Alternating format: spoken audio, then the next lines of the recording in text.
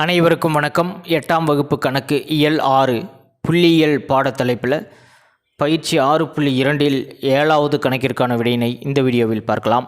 Welcome to Mani math board. கணக்கு எண் 7 பல் பிரச்சனைகளுக்கான ஆய்வில் கீழ்கண்ட விவரங்கள் பெறப்பட்டன. இதுதான் அந்த பரவல். வயது 0விலிருந்து 10 வயது வரையிலும் உள்ள நோயாளிகளின் எண்ணிக்கை 5. பிரிவு இடைவெளியாக கொடுத்துருக்காங்க. 10 to 20 நோயாளிகளின் எண்ணிக்கை 13. 20 வயதிலிருந்து 30 வயது வரையிலான அந்த வயதில் இருக்கிற நோயாளிகளின் எண்ணிக்கை 25.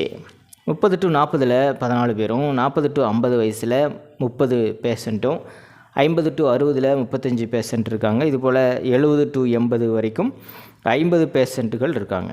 இப்போ வயது இன்க்ரீஸ் ஆக ஆக பல் நோயாளிகளின் எண்ணிக்கை ரைஸ் ஆகுது பாருங்கள். இதற்கு நம்ம நிகழ்வு பலகோணம் வரையணும். அதில் கொடுக்கப்பட்ட பரவலுக்கு நிகழ்வு செவ்வகம் வரைஞ்சிக்கலாம். நிகழ்வு செவ்வகம் வரையணும் அப்படின்னாவே பிரிவு இடைவெளியானது தொடர்ச்சியான தொடராக இருக்கணும். இதுவும் தொடர்ச்சியான தொடராகத்தான் இருக்குது. இப்போ ஒன்றும் பிரச்சனை இல்லை, நேரடியாக நிகழ்வு செவ்வகம் வரைஞ்சிடலாம். நிகழ்வு செவ்வகம் வரைஞ்சதுக்கப்புறம் ஒவ்வொரு செவ்வகத்தின் மேற்புறத்தின் நடுப்புள்ளியையும் இணைத்து நேர்கோடு வரையணும். அதுதான் நிகழ்வு பலகோணம். நிகழ்வு பலகோணத்திலேயே இதற்கு முன்னாடி 3 கணக்குகள் பார்த்துட்டோம். ஆகவே இந்த கணக்குக்கான ஆன்சரை கொஞ்சம் வேகமாக பார்த்துடலாம். இந்த கணக்கில் பிரிவு இடைவெளி தொடர்ச்சியான தொடராக இருக்குது. ஆனால் முன்னாடி கணக்கில் தொடர்ச்சியற்ற தொடராக கொடுத்துருந்தாங்க. நம்ம தொடர்ச்சியான தொடராக கன்வெர்ட் பண்ணிவிட்டு அதுக்கப்புறம் தான் நிகழ்வு செவ்வகம் வரைஞ்சோம். பட் இந்த கணக்குக்கு நேரடியாக நம்ம நிகழ்வு செவ்வகம் வரைஞ்சிடலாம். நிகழ்வு செவ்வகம் வரைகிறதுக்கு முன்னாடி அளவு திட்டம் பிளான் பண்ணணும். வயது இது எக்ஸ் அச்சிலும் நோயாளிகளின் எண்ணிக்கையை ஒய் அச்சிலையும் எடுத்துக்கலாம். ஒரு பிரிவு இடைவெளிக்கான இடைவெளி பாருங்கள் 10 தான். ஆகவே எக்ஸ் அச்சில் 1 சென்டிமீட்டர் சமம் 10 வயது அப்படின்னு எடுத்துக்கலாம். ஒய் அச்சு நம்ம பிளான் பண்ணும்போது குறைந்தபட்ச நோயாளிகள் எண்ணிக்கை பார்க்கலாம் 5, அதிகபட்சமாக 50 இருக்குது. ஆகவே 5 நோயாளிகள் 1 சென்டிமீட்டர் எடுத்துக்கலாம். ஒய் அச்சில் 1 சென்டிமீட்டர் சமம் 5 நோயாளிகள். கிடைமட்டமாக உள்ளது எக்ஸ் அச்சு, வலதுபுறம் எக்ஸ், இடதுபுறம் எக்ஸ் டேஷ். செங்குத்தாக உள்ளது ஒய் அச்சு, மேலே ஒய் கீழே ஒய் டேஷ். எக்ஸ் அச்சில் வயது எடுத்துக்கிட்டோம், நோயாளிகளின் எண்ணிக்கை ஒய் அச்சில் எடுத்துக்கிட்டோம். அளவு திட்டம் ஏற்கனவே பிளான் பண்ண மாதிரி தான். எக்ஸ் அச்சில் 1 சென்டிமீட்டர் சமம் ஒரு பிரிவு இடைவெளியில் எவ்வளோ இருக்கோ அதை தான் நம்ம எடுத்துக்கணும். 0 to 10, 10 to 20 இருந்தது, 10 வயதுகளாக இருந்தது. ஸோ எக்ஸ் அச்சில் 1 சென்டிமீட்டர் சமம் 10 வயதுகள். ஒய் அச்சில் 1 சென்டிமீட்டர் சமம் குறைந்தபட்ச வேல்யூவும் அதிகபட்ச வேல்யூவும் பார்க்கணும். குறைந்தபட்ச அளவு 5ஆகவும் அதிகபட்சமாக 50 இருந்தது. ஆகவே 1 சென்டிமீட்டர் சமம் 5 நோயாளிகளாக எடுத்துக்கலாம்.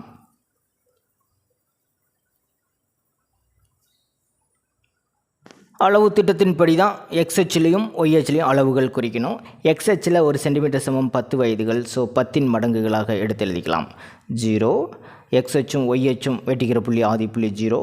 அடுத்து 10 மடங்குகளாக 20, 30 வயது, 40, 50. அதிகபட்சமாக அந்த பிரிவு இடைவெளியில் எது வரைக்கும் கொடுத்துருக்காங்க அப்படின்னு பார்க்கணும். 80 வயது வரைக்கும் கொடுத்துருந்தாங்க. நாம் அதற்கு அடுத்த அளவான 90 வரைக்கும் எடுத்து எழுதிக்கலாம். நோயாளிகளின் எண்ணிக்கை 1 சென்டிமீட்டர் சமம் 5 நோயாளிகள்னு போட்டோம் இல்லையா? அப்போ 5 மடங்குகளாக எடுத்து எழுதணும். 5, 10, 15, இதுபோல் அதிகபட்சமாக 50 நோயாளிகள் வரைக்கும் இருந்தாங்க. ஒய்ஹெச்சில் 55 வரைக்குமே எடுத்து எழுதிக்கிட்டோம். இப்போ அடுத்தது ஒவ்வொரு பிரிவு இடைவெளிக்கும் நிகழ்வு செவ்வகம் வரையணும். 0 to 10 பிரிவு இடைவெளியில் நோயாளிகளின் எண்ணிக்கையை கணக்கு பார்த்து செக் பண்ணிக்கலாம். நமக்கு கேள்வியிலேயே கொடுத்துருப்பாங்க 0 to 10 பிரிவு இடைவெளியில் நோயாளிகளின் எண்ணிக்கை 5.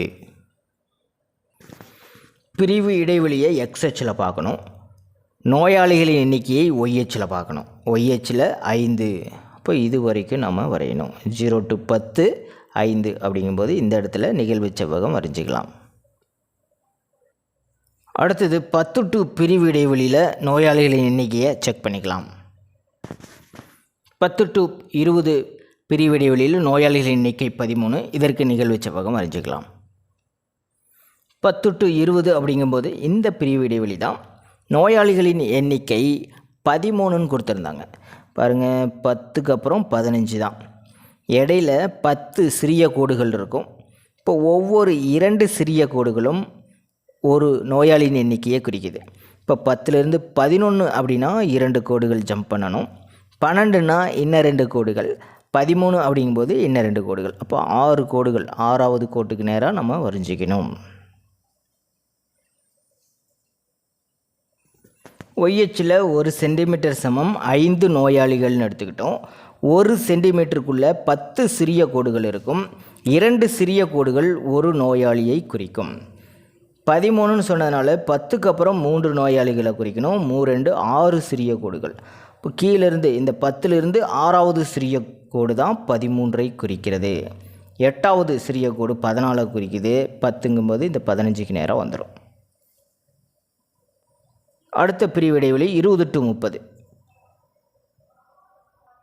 நிகழ்வு செவ்வகங்கள் எப்போதுமே தொடர்ச்சியாக தான் ஒன்றோடு ஒன்று இணைந்த மாதிரி தான் இருக்கும். 20 to 30 பிரிவு இடைவெளியில் 25 நோயாளிகள்.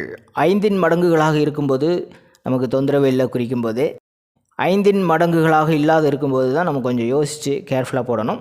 14 அப்படிங்கும்போது 10க்கு மேலே 2 சிறிய கோடுகள் ஒரு நோயாளியை குறிக்கும். இப்போ 10க்கு மேலே 8 சிறிய கோடுகள் அப்படிங்கிறத புரிஞ்சுக்கணும். 43 40 வரைக்கும் குறிச்சிடலாம். 40க்கு மேலே 3 இருக்குது இல்லையா? இப்போ 3னா 2 சிறிய கோடுகள். இப்போ 3 2 6. 40க்கு மேலே 6 சிறிய கோடுகள் 43ஐ குறிக்கும். 20 to 30 பிரிவு இடைவெளியில் நோயாளிகளின் எண்ணிக்கை 25. இந்த இடம்.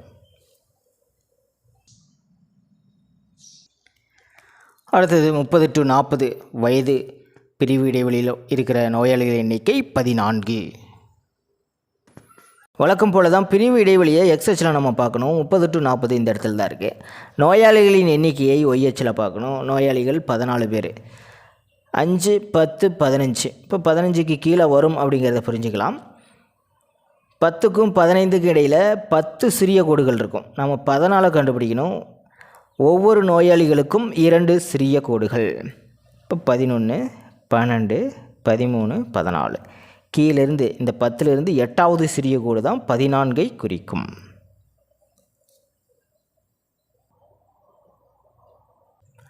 நாற்பது to 50 பிரிவு இடைவெளியில் நோயாளிகளின் எண்ணிக்கை 30.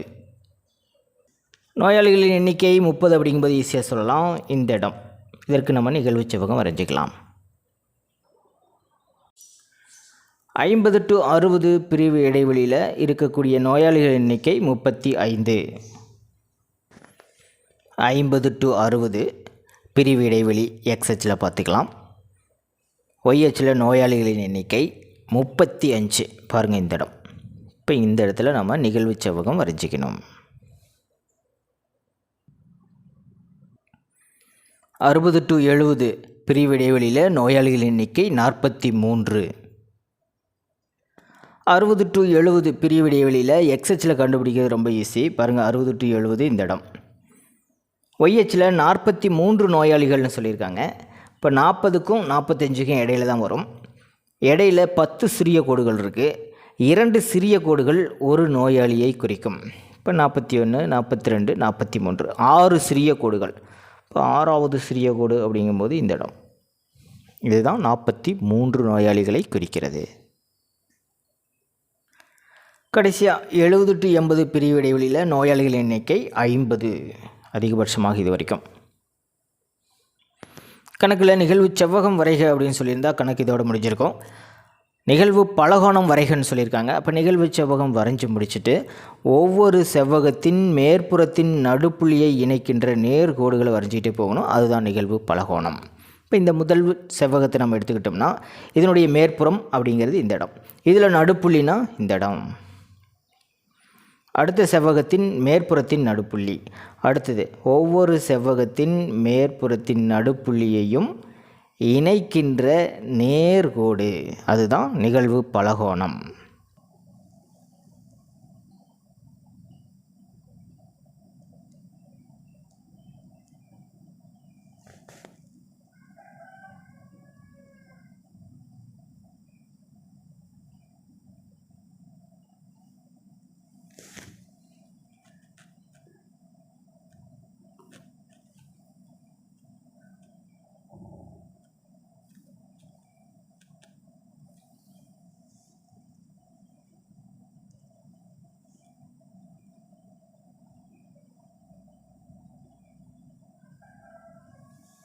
தரவில் 0 வயதுக்கு கீழே இருக்க வாய்ப்பே இல்லை.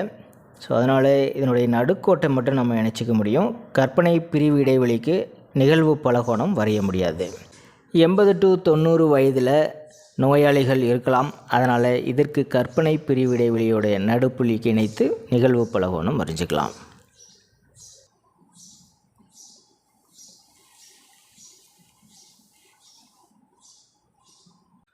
பயிற்சி 6.2 8வது கணக்கிற்கான விடையினை அடுத்த வீடியோவில் பார்க்கலாம். மேலே இருக்கிற ஐகார்ட் செக் பண்ணிக்கோங்க. இந்த கணக்கில் உங்களுக்கு கூடுதலான விளக்கம் தேவைப்பட்டால் கீழே இருக்கிற கமெண்ட் பாக்ஸில் கேளுங்க. தேங்க்யூ.